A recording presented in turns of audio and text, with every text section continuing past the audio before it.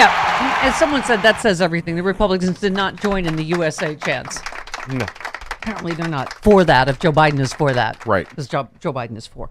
Okay. One of the things that makes America great is, of course, some of our great representatives. I am like that little girl that was not ready for President Obama to leave. I am not ready for John Yarmuth to leave Congress. It's okay. We got to vote for another president. Congressman. I'm not ready for a new one. Oh. Okay. Good morning, Representative John Yarmuth. Good morning, Stephanie. For instance, as many years as you've been coming on, I did not know there was actually a bourbon caucus, and you, of course, are the head of it. So I founded it, actually. First couple of months I was here, Mike Thompson, who represents the Napa Valley, invited me to a wine caucus event. So I said, wine caucus, is there a bourbon caucus? He said, I don't think so. Listen, I don't know for sure, but I feel like these moments with Marjorie Taylor Greene and Lauren Boebert, booing the president, screaming at him, at one point when he was talking about his dead son, I have to imagine that's part of the reason you're leaving Congress. These people they're just garbage people, those two. I mean, the people just do not belong in this body. Right. Well, and there are a lot of them, and it says a lot about what our politics has devolved to, and it's not an original thought, but this is all performance art. They're only there to get attention. Yeah. They have no interest in governing. They have no interest in policy. It's just about getting likes on your Twitter feed and raising money to no end. And that's kind of where the Republican Party's gotten now these days. It's not that there aren't some Republicans who are interested in governing. They just don't have a lot of support from the rest of their party. And when Mitch McConnell said, what are you for? He was asked, what are you for? And he said, elect me and I'll tell you. And then Rick Scott actually comes up with an agenda which is so heinous and so potentially damaging political that Mitch has to rebuke him. Yeah. So isn't that something that Mitch McConnell had to rebuke because he's like, you idiot. Yeah. I said, don't tell them what we're for. You told them. And that was the point. The only, I thought it was an incredibly unifying and bipartisan speech, too much so for my taste. There was no, mention last night of, this party openly rooting for Putin or of January 6th. So I think the president was remarkably restrained in his speech, but you're absolutely right. The only thing he did say was just the truth is about the tax cut for the top 1%, which ballooned the deficit and whatever, and then they're booing, right? It's like, well, that's all you're for. Yeah. What else are they for? Well, they wouldn't even applaud for negotiating prescription drug prices. I mean, it's. Yeah. The only thing else they're for is deregulating business, doing away with the Clean Air Act and Clean Water Act and all sorts of other things that protect the American people from corporate greed. So it's sad. As you know, I was Republican many years ago, and while I was a Rockefeller Republican, where I never would have felt comfortable. Well, I didn't feel comfortable after Reagan and left the party, but at least Republicans had some principles back then, and now absolutely none. And this latest embrace of Putin by so many of them is probably the most despicable example of how a party has truly lost its way. Interesting, Representative, as you mentioned that. I don't know if you know, but my dad was chairman of the Republican Party, and it was his job to unite the Rockefeller Republicans, as you say, and the John Birch Society, the crazier right wingers. But I just can't imagine my dad or anyone of that era would recognize this version of his Republican Party and just this classless garbage like Lauren Boebert and Marjorie Taylor Greene. Well, every Republican I talk to back home, citizen Republicans, is just they just are basically swallowing their vomit just about every day. They don't understand, and Ew. And they have strong family traditions and so forth that keep them registered that way. But then they don't support this, and they know that this is damaging to the country and it's undemocratic, and you have people there who on a daily basis violate their oath of office. Yeah. But that's what we are. And then we have, unfortunately, leadership, Kevin McCarthy, who won't do anything to rein them in. No. And that's the sign of a weak leader. That was the problem with John Boehner, and I love John Boehner. I really liked him individually, but that's what did him in, and it's done so many Republican leaders in that they don't know how to handle these. Yeah, at least you could work out your differences, and your difference with Boehner being Merlot versus bourbon. Right. But you were able to. I once ran into him at a bourbon event. He was drinking bourbon. I said, "I thought you only drink red wine." He said, "I drink anything." I could see that.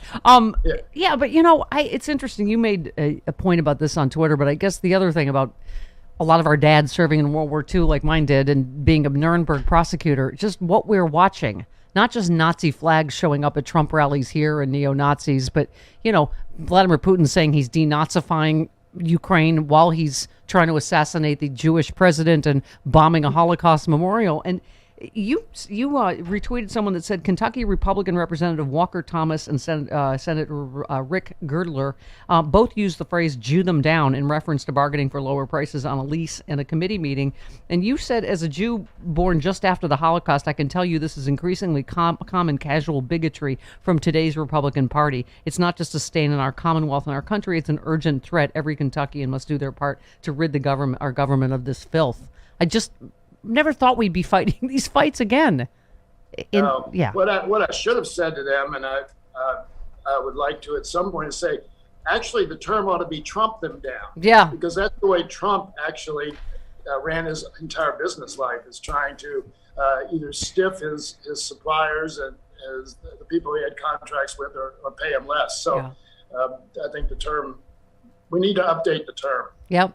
I love the way you put it, by the way, speaking of Ukraine, ordinary citizens doing extraordinary things to protect their country. They deserve our total support.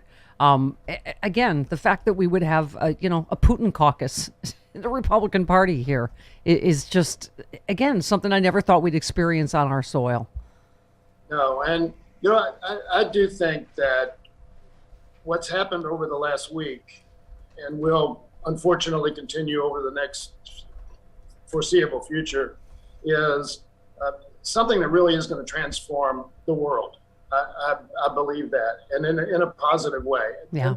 There's going to be a lot of suffering in the meantime, but I think what we've seen is a civilized world that recognizes that there still are real irrational threats to stability, and that we can't tolerate them anymore. And that's why you see countries like Switzerland and Sweden, who have studiously avoided getting involved in any sides in these battles, say neutrality is not good enough. I think that's a very, very significant development. And the unity of NATO and the European Union in pushing back, and even countries like Singapore and others who have said, no, there are two clear sides on here. There's good and evil, and we need to be. Yeah. What else are your other general reactions to the president's speech? Well, I thought he finally did the important thing on the domestic front in terms of identifying individual issues that American people can relate to. Child care, negotiating on drug prices, Medicare, lowering the cost of insulin. Those things that people can understand. I never understood why they decided to label this massive piece of legislation Build Back Better. First of all, it sounded like the infrastructure bill, and I don't think anybody could separate the two. Yeah. And it was really hard for anybody to get a handle on what we were actually proposing to do for them. Yeah. So I'm really glad that. But he mentioned all the specific pieces that are very popular. So are you confident we'll get some of those done? I know Joe Manchin sitting on the Republican side is not a good sign, but do you think we'll get some of those pieces done? I think we'll get some done.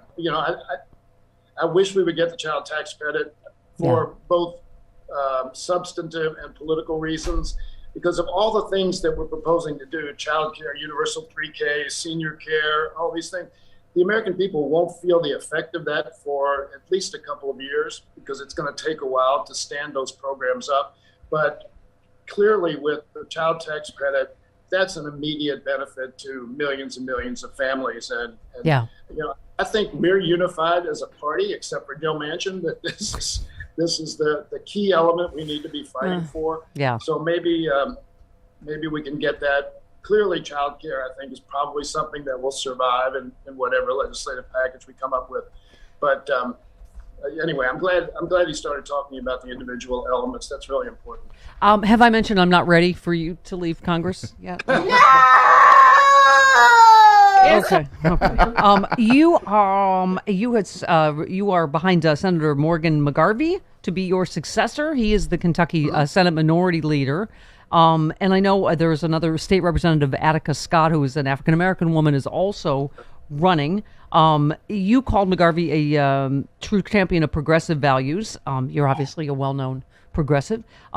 So you said you don't know Attica well, certainly in terms of progressive credentials. They both have them. I'd be happy with that. But you don't know her well. But tell us about Senator McGarvey. Well, Morgan McGarvey's a great young guy. He's in his early 40s.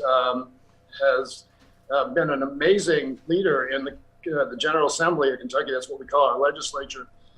Has been able to pass bipartisan bills in a chamber where there are only 8 Democrats right now. Wow. 38. Yeah. So he really does know how to get things done without compromising his progressive principles. He picks the issues where he knows he has an opportunity to succeed. So he's very pragmatic, but he doesn't shy away from the tough issues. He's taken a very strong stance on legalization of recreational marijuana, for instance, and in some cases, much more liberal than you would expect somebody in that position to be.